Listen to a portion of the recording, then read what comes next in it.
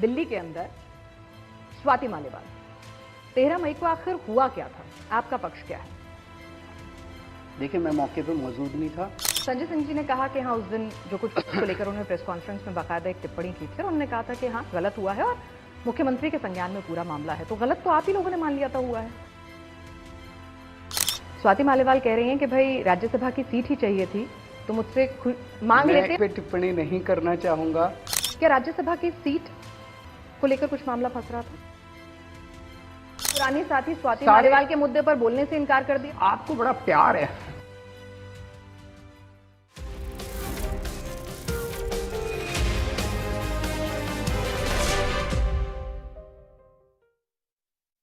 कट्टर ईमानदार से भ्रष्टाचार के आरोपों में जेल, विवाद, बेल, बेल के बाद प्रचार, प्रचार में भी विवाद, उसके बाद जांच।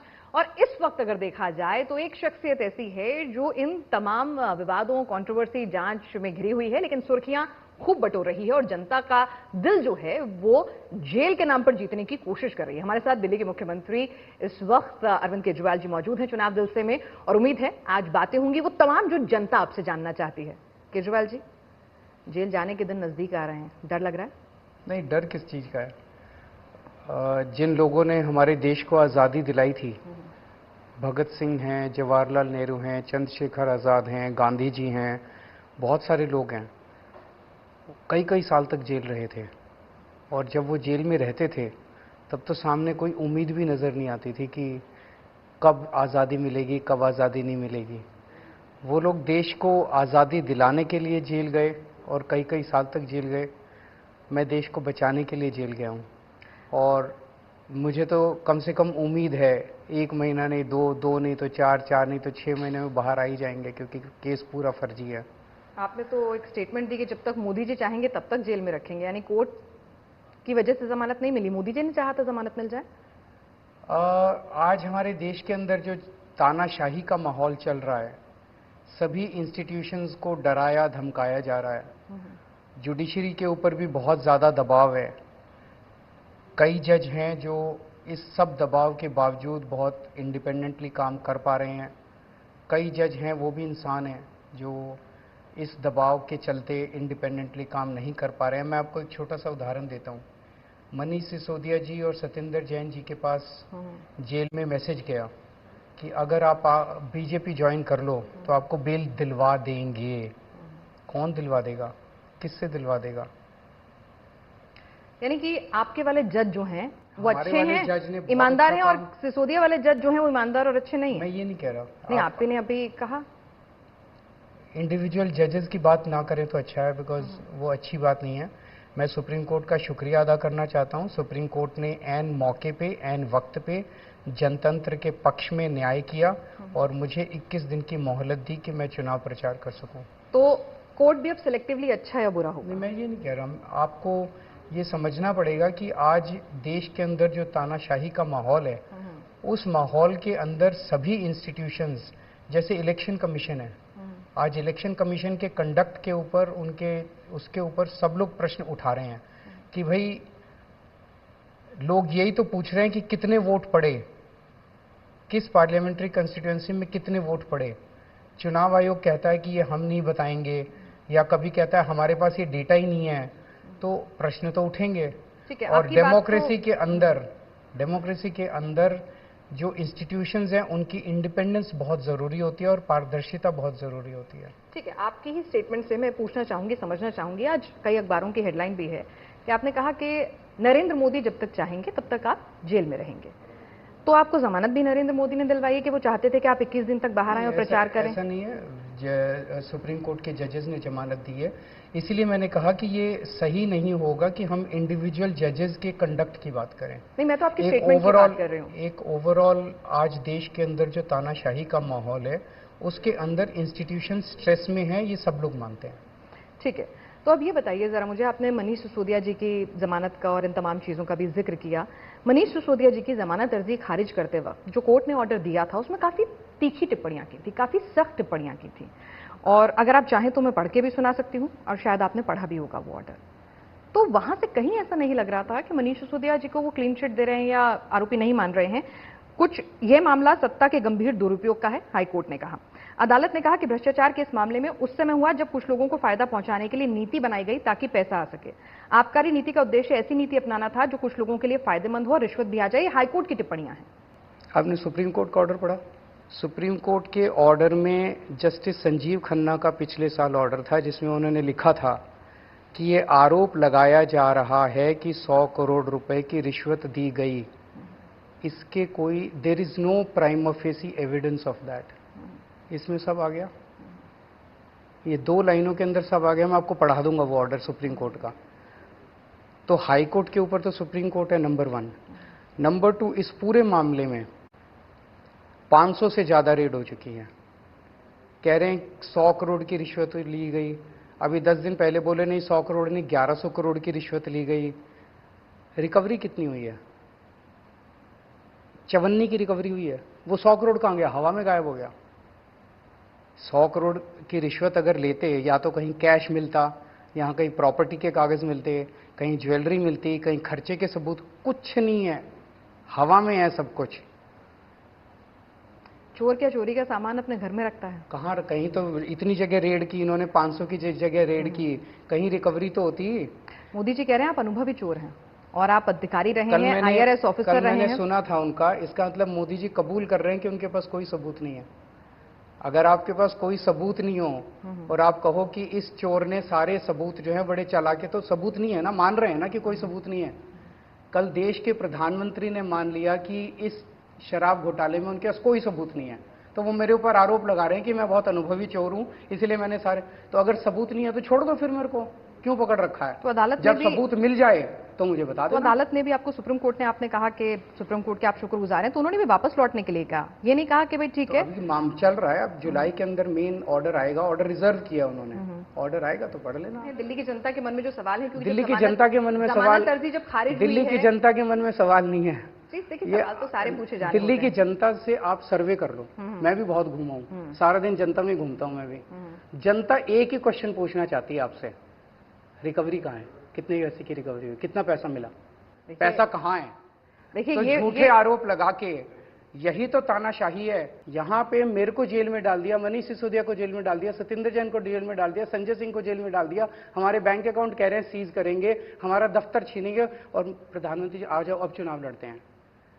कांग्रेस का 1 महीने पहले बैंक अकाउंट फ्रीज कर दिया, कह रहे हैं आ जाओ अब चुनाव लड़ते हैं। एनसीपी के 2 टुकड़े कर दिए, एनसीपी पार्टी छीन ली, उनका दफ्तर छीन लिया, उनके सिंबल छीन लिया, और कह रहे हैं आ जाओ अब चुनाव लड़ते हैं। शिवसेना का पार्टी के 2 टुकड़े कर दिए, शिवसेना का दफ्तर छीन लिया, उनकी सिंबल छीन लिया, उनकी पार्टी छीन ली, कह रहे हैं आ जाओ अब चुनाव लड़ते हैं। ममता बनर्जी के मंत्रियों को जेल में डाल दिया, स्टालिन के मंत्रियों को जेल।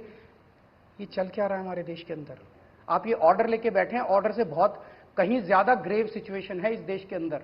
अगर मोदी जी दोबारा आ गए, ये देश नहीं बचेगा, जनतंत्र नहीं बचेगा, तानाशाही आ जाएगी, और इसी तरह से पूरे देश को जो है वो कब्जा किया जाएगा। अरविंद जी, ऐसे तमाम आरोप और ऐसे तमाम बातें आप सोनिया गांधी, लालू प्रसाद यादव, इन तमाम लोगों के लिए भी कहा करते थे, और आज उनके साथ आप मंच साझा करते हैं। और आज देश को बचाने की जरूरत है, तो आपकी बातों पर भरोसा कैसे? भरोसा क्या? एनसीपी के 2 टुकड़े किए कि नहीं किए?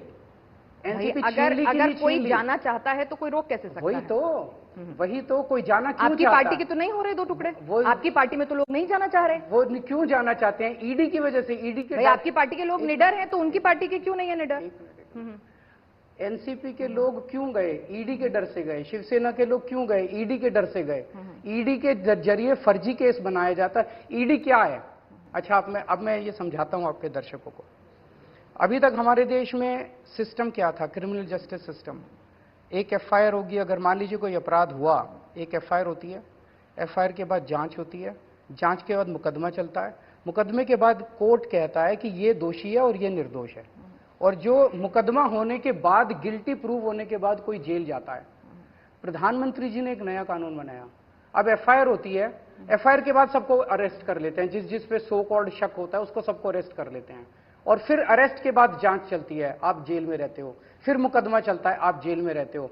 जब तक कोर्ट आपको निर्दोष ना करार दे दे तब तक आप जेल में रहते हो। अरविंद जी, आप एक मिनट, आंदोलन के दौर भूल गए? एक मिनट, आंदोलन के दौर भूल गए? कागज लहराते हुए आप कहते थे कि जेल में डाल दो, एक मिनट आ रहा हूं, इस्तीफा दे दो। उस पे भी आऊंगा, मैं उस पे भी आऊंगा। इस कानून के तहत जितने लोगों को जेल में डाला जा रहा है, कुछ साबित हुआ? 5000 से ज्यादा ईडी ने केस किए हैं, अभी तक उसमें 25 लोगों के भी खिलाफ दोष साबित नहीं हो पाया। सारे केस फर्जी करते जा रहे हैं। ये कानून लाया ही सारे विपक्ष को जेल में डालने के लिए है। जो मोदी जी के खिलाफ आवाज उठाएगा उसको पीएमएलए में पकड़ के जेल में डाल दिया जाएगा। सोनिया गांधी, हमें ऐसा कानून चाहिए जिसमें असली लोग, जिसमें इलेक्टोरल बॉन्ड्स का घोटाला हुआ, इतने सारे घोटाले हैं उसके अंदर, हर डोनेशन जो है वो एक घोटाला है। उस घोटाले की जांच कौन करेगा? जब आप सत्ता में आएंगे तो आप अपने हिसाब से कानून बनाएंगे, लेकिन मेरा ये सवाल है कि अगर आप कह रहे हैं कि सारे विपक्ष को खत्म करना है, तो इसमें तो कोई दो राय नहीं है ना कि सबसे बड़े विपक्ष के तौर पे कांग्रेस आज वो बचेंगे नहीं। एक बार मोदी जी जीत जाएं, राहुल गांधी भी जेल में होंगे। मोदी जी तो 10 साल जीते हैं भाई। अभी 5 साल अगर और जीत गए, अच्छा, ना ममता बनर्जी बचेगी, ना स्टालिन साहब बचेंगे, ना पिनरई विजयन बचेंगे, ना राहुल गांधी बचेंगे, ना ठाकरे साहब बचेंगे, कोई नहीं, सब जेल में होंगे। उसके बाद चुनाव कराएंगे, 80% से ज्यादा वोट मिल जाएंगे। देश को इसी तानाशाही सुप्रीम कोर्ट तो बचा रहेगा जो अरविंद केजरीवाल को जमानत देता है प्रचार करने के लिए। सुप्रीम कोर्ट बचेगा, देखते हैं कितना बचेगा, कितना प्रेशर डाला जाएगा उनके ऊपर। अभी जिस तरह से माहौल चल रहा है कि ये अपने हिसाब से जजेस भी अपॉइंट करना चाहते हैं। अभी तक तो सुप्रीम कोर्ट ने उसका विरोध किया है, अब अपने हिसाब से हाई कोर्ट के जज भी अपॉइंट करना चाहते हैं, अपने हिसाब से सुप्रीम कोर्ट के जज भी अपॉइंट करना चाहते हैं। देखते हैं इस तानाशाही से कौन सा इंस्टीट्यूशन बचा रहेगा। एक छोटी सी बात, एक बिल्कुल नॉर्मल कॉमन मैन की तरह से समझने की कोशिश करें। अगर जो अरविंद केजरीवाल कहें वो मान लिया जाए, हम ये नहीं कह रहे हैं कि भाई जो सत्तारूढ़ पार्टी कहती है वो भी मत मानो, जो अरविंद केजरीवाल कहते हैं वो भी मत मानो। इंस्टीट्यूशंस होते हैं, उनकी सैनिटी पे आपको भरोसा करना है, क्योंकि वही सिस्टम को चलाते हैं। जांच एजेंसियां होती हैं, अंततः दूध का दूध पानी का पानी होता है। अगर हाईकोर्ट से संतुष्ट नहीं है तो सुप्रीम कोर्ट भी है, रिव्यू पिटीशन भी है, तो उस पर भरोसा क्यों नहीं हो रहा है? कर तो रहे हैं हाईकोर्ट के लिए तो आप नहीं कर रहे। अब मेरे को अगर बेल मिल गई तो वो गलत है? नहीं, बिल्कुल नहीं। हम तो कह रहे हैं तो बेल नहीं मिली तो आप ऑर्डर पढ़ने बैठ गए। ऑर्डर में बड़ी तीखी बातें कही थी। मनीष सिसोदिया का 30 अक्टूबर वाला ऑर्डर भी लेके आना चाहिए था। अच्छा, सुप्रीम कोर्ट का ऑर्डर था। आप बायस्ड हो? नहीं, आप हाई कोर्ट का ऑर्डर ले आए जिसमें उन्होंने जो ताजा मामला है, मैं तो वही उसी पे बात कर रही थी। वो तो सुप्रीम कोर्ट का ऑर्डर था जिसमें उन्होंने पूरे में उनके मनीष सिसोदिया के पक्ष में बेल नहीं मिली थी ना। 2 पेज आखिरी के थे, उसका मैं एक्सप्लेन कर देता। आखिरी के 2 पेज के अंदर उन्होंने एक आरोप लगाया। हाई कोर्ट का ऑर्डर एक्सप्लेन नहीं करेंगे, सुप्रीम कोर्ट का एक्सप्लेन करेंगे। ये तो मैं दर्शकों से पूछना चाहता हूँ। ये कह रही है कि हाई कोर्ट सुप्रीम कोर्ट से बड़ा होता है। मैं बिल्कुल नहीं कह रही हूँ। मैं कह रही हूँ कि भाई जो अभी आया है बिल्कुल नहीं कहना चाह रही हूँ, बिल्कुल नहीं कहना चाह रही हूँ। मैं तो समझना चाह रही हूँ कि जो तीखी टिप्पणियां की थी उस पर आपकी कोई टिप्पणी है या नहीं है? मेरी आपसे निवेदन ये है कि आप अपने प्रेजुडिस में इतना प्रेजुडिस मत होइए कि सुप्रीम कोर्ट से भी ऊपर। अगले सवाल पर आ जाते हैं। दिल्ली के अंदर स्वाति मालीवाल, 13 मई को आखिर हुआ क्या था? आपका पक्ष क्या है? देखिए, मैं मौके पे मौजूद नहीं था। पुलिस के पास 2 वर्जन्स हैं, एक स्वाति जी का और एक विभव का। पुलिस निष्पक्ष जांच करे और जो भी, अगर ये सही बोल रहे हैं तो इनके पक्ष में न्याय होना चाहिए, ये सही बोल रहे हैं तो इनके पक्ष में न्याय होना चाहिए। संजय सिंह जी ने कहा कि हाँ, उस दिन जो कुछ हुआ उसको लेकर उन्होंने प्रेस कॉन्फ्रेंस में बाकायदा एक टिप्पणी की थी और उन्होंने कहा था कि हाँ, गलत हुआ है और मुख्यमंत्री के संज्ञान में पूरा मामला है। तो गलत तो आप ही लोगों ने मान लिया था हुआ है, फिर ये दूसरा वर्जन कहां से निकल कर आया? मैं इस वक्त कोई भी टिप्पणी करूंगा क्योंकि मामला कोर्ट में भी है, सब जुडिस है, उसके अलग अलग तोड़ मरोड़ के मायने निकाले जाएंगे। मैं इस पे टिप्पणी नहीं करना चाहूंगा। मैं कोर्ट के ऑर्डर का इंतजार करना चाहूंगा। जी, आप तो हर बात पे बहुत मुखर तौर पर टिप्पणी करते हैं और बहुत खुलकर बोलते हैं, बिना डरे बोलते हैं। मैं कोर्ट के ऑर्डर का इंतजार करूंगा।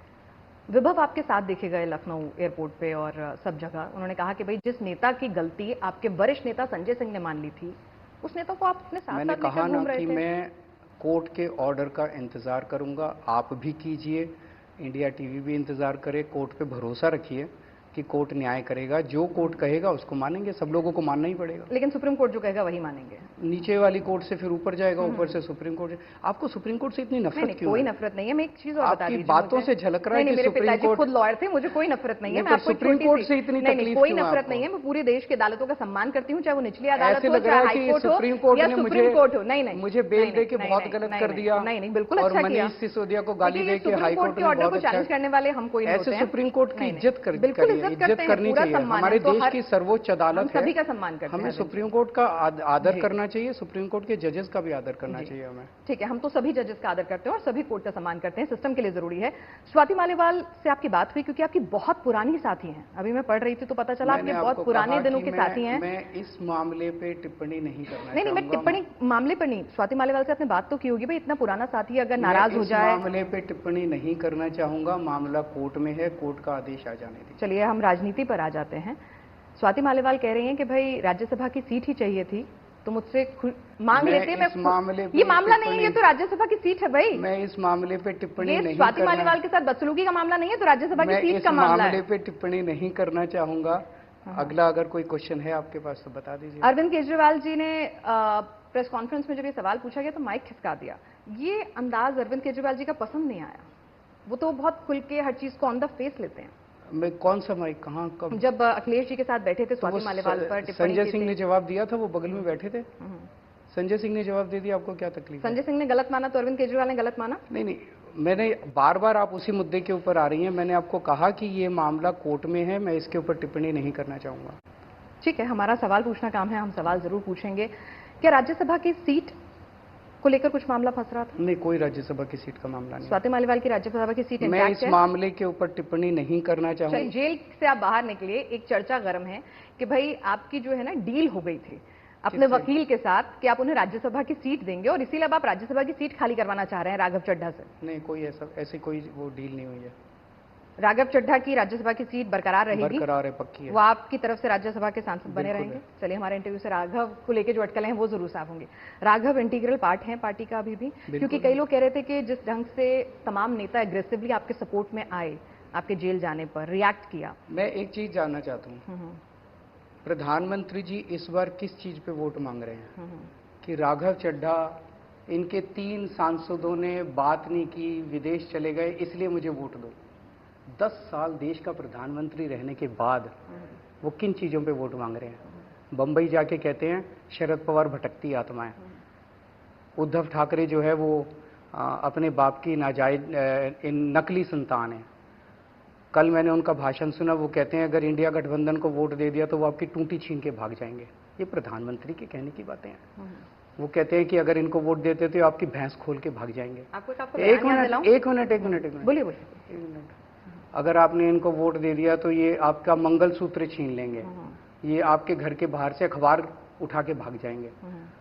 पूरे देश के अंदर मैं घूम रहा हूँ, अभी लोगों के अंदर बेरोजगारी और महंगाई को लेके इतनी ज़्यादा तकलीफ है, लोग उसका समाधान चाहते हैं। घर का खर्चा नहीं चल रहा, घर में बच्चे बैठे हैं जिनके पास नौकरी नहीं है, और जब वो अपने प्रधानमंत्री को इस तरह की बातें करते हुए देखते हैं, उनको कोई उम्मीद नहीं बचती है। अगर प्रधानमंत्री जी कहते कि मैं कैसे महंगाई दूर करूंगा, तुम्हारा पेट्रोल सस्ता कर दूंगा, तुम्हारा डीजल, तब तो कुछ उम्मीद नजर आती। अगर प्रधानमंत्री जी कहते मैं तुम्हारे बच्चों को ऐसे रोजगार दूंगा, तब तो समझ। वो जिस तरह की बातें करते, लोगों को कोई उम्मीद भी नजर नहीं आ रही है। अब वो ये कहना केजरीवाल के 3 सांसदों ने नहीं इनके पक्ष में बोला, नहीं बोला, मेरी मर्जी, मेरी पार्टी है, मैं निपट लूंगा उनसे। प्रधानमंत्री जी कह रहे हैं कि इनके 3 सांसदों ने नहीं बोला इसलिए मुझे वोट दो। ये वोट मांगने की चीज है। मेरे 3 सांसदों, आडवाणी जी ने मोदी जी के पक्ष में वोट मांगा इस बार, मुरली मनोहर जोशी ने वोट मांगा मोदी जी के पक्ष में, वसुंधरा राजे ने वोट मांगा। 30 नेताओं की लिस्ट दे दूंगा जो बीजेपी के घर बैठे हैं। और इस बार तो आरएसएस की और इनकी भी लड़ाई हो गई है। जेपी नड्डा साहब कह रहे हैं कि आरएसएस की जरूरत नहीं है, तो इसका मतलब दोनों में कसके लड़ाई हो गई है। सवाल था इसका मतलब ये कसके लड़ाई हो गई है। वही तो आरएसएस के नीचे के कार्यकर्ता इनके लिए काम ही नहीं कर रहे। वही पूछना है। अच्छा, आपके लिए तो आपकी जीत में मदद मिलेगी? नहीं, जीत में मदद मिलेगी। मैं ये कहने की कोशिश कर रहा हूँ कि हमारे तो 3 ही सांसद नहीं बोले, इनका तो पता नहीं सारी आधी बीजेपी घर बैठी है।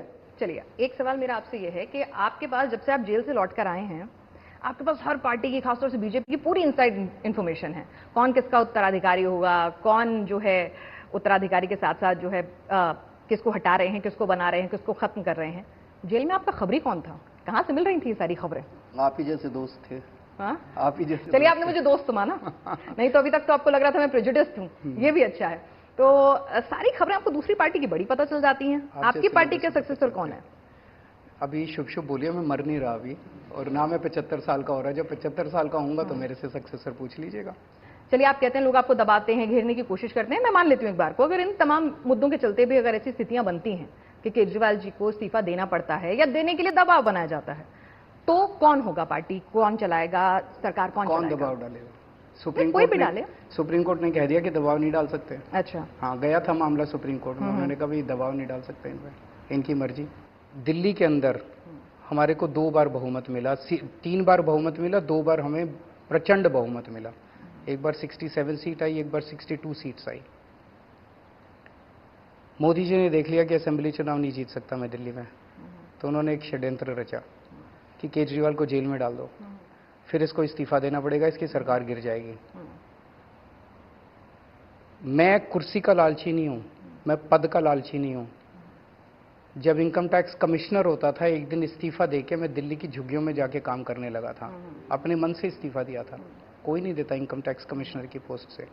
मैं जब 49 दिन के लिए सीएम बना तो खुद सीएम की कुर्सी को लात मार के आया था। इस बार अगर मैं इस्तीफा दे दूंगा तो इनका ये एक्सपेरिमेंट सक्सेसफुल हो जाएगा। अगला टारगेट होगी ममता बनर्जी, उसको भी गिरफ्तार कर लो, वो इस्तीफा। तो इसका मतलब जहां जहां नॉन बीजेपी गवर्नमेंट बनेगी वहां वहां ये मुख्यमंत्री को फर्जी केस में गिरफ्तार करेंगे और उसकी सरकार गिरा देंगे। इस बार अगर मैंने इस्तीफा दिया तो ये देश के लिए बड़ा खतरनाक, जनतंत्र के लिए खतरनाक होगा। और जब आप बिना जनतंत्र एक बिना फैसला आए इस्तीफा मांगा करते थे, जेल में डालने की बात किया करते थे। आप मेरे को पूरा तो कर लेने दो। तो ये लोग जनतंत्र को कैद करेंगे और हम जनतंत्र को जेल से चलाएंगे। सुप्रीम कोर्ट ने भी कह दिया कि जेल के अंदर से अगर केजरीवाल जी इस्तीफा नहीं दे रहे तो हम इसका कुछ नहीं कर सकते। तो जेल के अंदर सीएम की कार्यभार को निभाने के लिए हम कोर्ट जाएंगे और कोर्ट से कहेंगे कि आप हमें बेसिक फैसिलिटीज दीजिए ताकि मैं अपना कार्यभार चला सकूं। और अगर मैं चला पाया तो मोदी जी फिर किसी मुख्यमंत्री को गिरफ्तार करने की हिम्मत नहीं कर पाएंगे। आप बहुत निर्लज हैं, ये मैं नहीं कह रही, गृह मंत्री कह रहे हैं। हाँ, वो बड़े लज्जा वाले हैं। देश में पूछ लो कि लज्जा किस में ज्यादा है, अमित शाह में कि केजरीवाल में। कई लोग तो आपको भी तानाशाह कहते हैं। कह ले, बीजेपी वाले कहते हैं। बीजेपी वाले आपकी पार्टी से जब लोग छोड़ के जाते हैं तो उनके भी। हाँ, जब छोड़ के जाते हैं। अब तानाशाह के खिलाफ पार्टी में रहते रहते कौन आवाज उठाएगा? नहीं। अच्छा, चलिए एक बात बताइए मुझे कि अब जिस तरह से दिल्ली पुलिस की जांच है, आपने अपने माता पिता के साथ एक वीडियो पोस्ट किया था, आपने कहा था मैं तैयार हूं, तो टेंशन है कहीं कि भाई ईडी की जांच चली रही है, जेल से अभी बेल पर छूटा हुआ हूं और अब ये दूसरा केस। सही है। इस देश के अंदर एक भारतीय संस्कृति है, भारतीय परंपरा है, भारतीय राजनीति की कुछ सीमाएं हैं, हदें हैं। राजनीति के अंदर कभी कोई व्यक्ति किसी के पेरेंट्स को खींच के नहीं लाया था, बुजुर्ग और बीमार पेरेंट्स को। प्रधानमंत्री जी को क्या लगता है कि मेरे मम्मी को बहुत बीमारियां रहती है, आधा टाइम अस्पताल में ही भर्ती रहती है, मेरे पिताजी 85 साल के हो गए, वो गुनाहगार हैं, उन्होंने कोई क्राइम किया है, उनके पीछे दिल्ली पुलिस क्यों छोड़ दी? मैं उनसे कहना चाहूँगा कि मेरे माँ बाप को प्रताड़ित मत करो, मेरे से आपकी दुश्मनी है, मेरे से आपकी राजनीति है, ऊपर वाला देख रहा है। प्रधानमंत्री जी, ऊपर वाले से डरो। पर वो तो उस दिन घटना के चश्मदीद के तौर पर उनसे पूछताछ करना चाहते हैं। नहीं, वो भी नहीं थे वहाँ उस दिन। कहाँ है चश्मदीद गवाह? नहीं, मैं पूछ रहा हूं, कौन से चश्मदीद गवाह? क्या चश्मदीद गवाह? नहीं, घर पर आप तो नहीं थे, तो क्या सुनीता केजरीवाल और आपके माता पिता दोनों नहीं थे? तीनों लोग नहीं थे? मतलब कुछ भी पकड़ के उनको बीच में लपेट लेंगे। मैं तो पूछ रही हूं सर, मैं आपको यही कहने की कोशिश कर रहा हूँ। प्रधानमंत्री जी को मैं कहना चाहता हूँ कि आज तक भारतीय राजनीति के अंदर राजनीति नेताओं के बीच में तो हुई, पार्टियों के बीच में तो हुई, लेकिन कभी भी किसी के बूढ़े और बीमार माँ बाप को नहीं खींचा गया राजनीति के अंदर। ये सही नहीं है। तो राजनीति में दिल्ली पुलिस की जांच खींच रही है। दिल्ली पुलिस की जांच तो उनके कहने से ही चलती है। कल जब मैंने पोस्ट किया कि मैं तैयार बैठा हूं अपने माँ बाप के साथ, आ जाओ, तो उनको लगा कि चुनाव में नुकसान हो जाएगा, तो दिल्ली पुलिस ने कहा नहीं, आज नहीं करेंगे जांच, मतलब चुनाव के बाद करेंगे। तो जांच तो वो दिल्ली पुलिस उन्हीं के हिसाब से ही करती है। दिल्ली पुलिस कौन सी इंडिपेंडेंट है? आप कह रहे हैं कि अगर इंडी सरकार आती है, इंडिया गठबंधन की सरकार आती है, तो आपको जेल नहीं जाना पड़ेगा। ऑब्वियसली इस तरह के कानून खत्म हो गए, प्रेशर खत्म होगा जुडिशरी पे, जुडिशरी न्याय कर पाएगी। केवल मुझे नहीं, बहुत सारे निर्दोष लोग जो जेल में हैं वो बाहर आएंगे, और जो दोषी लोग इनकी पार्टी में गए हैं, जिनको वॉशिंग मशीन से साफ कर दिया गया, वो सारे जेल जाएंगे। चलिए, वॉशिंग मशीन का आपने जिक्र किया तो इसलिए सवाल पूछ लेती हूँ। वॉशिंग मशीन से, उनके पास वॉशिंग मशीन है और आपके पास कौन सी मशीन है जिसमें लालू यादव, राहुल गांधी, सोनिया गांधी, अखिलेश यादव, सारी जांच कराई है, जिनके दोषी है उनको जेल भेज रहे हैं। भाई सरकार तो इनकी है, नहीं तो इनके पास, मैं उनकी वॉशिंग मशीन, आपने कहा, मैंने माना, अब आप अपनी वॉशिंग मशीन बता दीजिए कौन से ब्रांड की। मेरे पास कोई वॉशिंग मशीन नहीं है। जो दोषी हैं सारी एजेंसीज आज उनके पास हैं, उन सारी एजेंसी से उन्होंने हमारी अगली पिछली 7 जन्म खंगाल के देख लिए, उन्होंने सबको जेल भेज के देख लिया। सोनिया गांधी भ्रष्टाचारी नहीं रही? मैं किसी कराओ जांच, मेरी जांच कराई है, उनकी भी करा लो, राहुल गांधी की भी करा लो, ठाकरे साहब की भी करा लो, सबकी जांच करा लो। ये पहले जिन लोगों के साथ आप कहते थे कि मैं नहीं आऊंगा, जिनके साथ आप खड़े हैं, देश बचाना मेरे लिए जरूरी है, चाहे भ्रष्टाचारियों से हाथ मिलाना पड़े, इंडिविजुअल्स मेरे लिए जरूरी है, चाहे भ्रष्टाचारियों से हाथ मिलाना पड़े। आप कैसे कह रही हैं कि कोई नहीं, आपने कहा था, मैं बिल्कुल नहीं कह रही। एक मिनट, मेरे को बात पूरी करने दीजिए। इस वक्त देश के ऊपर जो तानाशाही का सारा संकट मंडरा रहा है कि सारे इंस्टीट्यूशंस को खत्म कर दिया गया है, सारी पार्टियों के नेताओं को जेल में डाल दिया गया है, एक नेता और एक पार्टी बचेंगे, वन नेशन वन लीडर की तरफ देश बढ़ रहा है, ये अच्छी बात नहीं है। इन्होंने, चलिए विपक्ष तो छोड़िए, उन्होंने अपनी पार्टी की किसको छोड़ा? वसुंधरा राजे को पैदल कर दिया, शिवराज सिंह चौहान की राजनीति खत्म कर दी, देवेंद्र फडणवीस को साइड कर दिया, रमन सिंह को साइड कर दिया, खट्टर साहब को साइड कर दिया, अब योगी जी को 2 महीने में साइड कर देंगे। सारे अपने नेताओं को भी खत्म करते जा रहे हैं। पुरानी साथी स्वाति मालीवाल के मुद्दे पर बोलने से इनकार कर दिया। सारे अपने, आपको बड़ा प्यार है। नहीं, महिला हूँ, महिला ने कोई आवाज उठाई है तो पूछूंगी, और आप तो महिलाओं के साथ रहते हैं। महिला ही नहीं है। नहीं, बिल्कुल है भाई, बाकी और तो कोई महिला ही नहीं है। पूछ रही हूँ भाई मैं तो। मैंने कह दिया भाई, मामला कोर्ट में चल रहा है, कोर्ट का ऑर्डर आ जाने दीजिए। आप पूरा बोलते हैं, अच्छे से बोलते हैं, और कोर्ट का ऑर्डर आ जाने दीजिए। तो मेरा ये कहना है कि प्रधानमंत्री जी विपक्ष वालों को भी सबको जेल में डाल रहे हैं और अपने वालों को सबको साइड करते जा रहे हैं, अमित शाह का रास्ता साफ करने के लिए, क्योंकि उनको सक्सेसर बनाना है। चलिए, और आपने सक्सेसर अभी ढूंढना नहीं है, अगर नौबत भी आ जाए तो भी नहीं ढूंढना है। नहीं, 75 साल को हो जाने दीजिए और शुभ शुभ बोलिए। मेरी लंबी नहीं, बिल्कुल लंबी उम्र की हम कामना करते हैं, आपकी लंबी उम्र की हम कामना कामना करते हैं। बजरंग बली आपके सारे संकट हरे, ठीक है ना। आप लिखकर चिट देते हैं, तो आज मैं पेन और चिट दोनों लेकर आई हूँ। दिल्ली में आम आदमी पार्टी की कितनी सीटें आ रही हैं? ये आप ही का काम है, तो इसलिए मैंने कहा कि ठीक है। पंजाब में कितनी सीटें आ रही हैं? आप सीटें लिख दीजिए खाली पंजाब के साथ। इंडी गठबंधन की कितनी सीटें आ रही हैं? यूपी, बंगाल आप दौरे पे गए, वहां पर कुछ टिप्पणी करना नहीं चाहेंगे? चलिए, और प्रधानमंत्री का नाम लिखना चाहेंगे? इंडी गठबंधन से कौन बनेगा अगर मौका मिला तो? उनका कौन बनेगा? हाँ, उनका कौन बनेगा? प्रधानमंत्री जी तो 1 ही साल रहेंगे, उसके बाद उनका कौन बनेगा? मतलब आप श्योर हैं 1 ही साल रहेंगे? वो अपना बता दें, हम अपना बता देंगे। चलिए ठीक है। अब मैं आपको जरा अपने दर्शकों को भी ये चिट पे क्या लिखा है अरविंद जी ने वो दिखा देती हूँ। दिल्ली में सीटें आ रही हैं 7 सीटें आ रही हैं, दिल्ली के लिए लिखा है। और पंजाब में 13 सीटें आ रही हैं, और एनडीए की 220 सीटें आ रही हैं, और इंडिया गठबंधन की 300 सीटें आ रही हैं। अब ये चिट जो है मैं अपने पास बहुत संभाल के रखने वाली हूँ, क्योंकि इंडिया गठबंधन की सीटें आ रही हैं तो हमारी मुलाकात 4 जून को हो ही जाएगी। जेल में नहीं, तो आपने तो कहा कि जेल में नहीं जाना पड़ेगा ना, अगर आ गई तो 300, तो मुलाकात का मौका मिलेगा, तो मैं चिट लेकर आऊंगी और आपसे फिर दोबारा मुखातिब होंगे तमाम मुद्दों पर। खुले मन से आइएगा। बिल्कुल खुले मन से आज भी आई हूँ। मेरे शो का नाम ही चुनाव दिल से है, तो दिल से ही बातें करने की मैंने कोशिश की। प्रसन्न चित आइएगा। जी, आपका बहुत बहुत शुक्रिया।